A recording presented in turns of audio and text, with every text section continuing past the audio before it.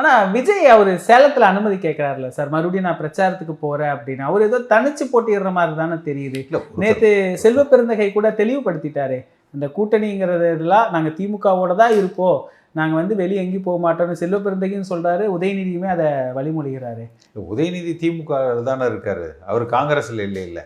செல்வ பெருந்தகை முதல்ல ஏன் டெல்லி போயிட்டு வந்தார் அவசரமானு கேளுங்க. அதை விளக்கம் சொன்னாருன்னா போறோம்.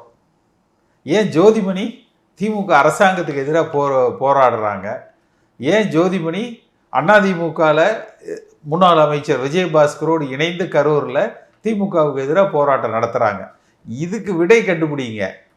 அப்போ காங்கிரஸினுடைய கோணத்தில் என்ன மாறுதல் தெரியுது, அதை பாருங்க.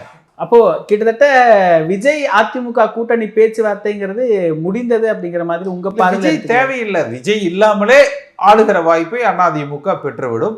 விஜய் பெறுகிற வாக்குகள் திமுக கூட்டணியுடைய வாக்குகளை சிதறடிப்பது, சேதாரப்படுத்துவதாகத்தான் அமையும்.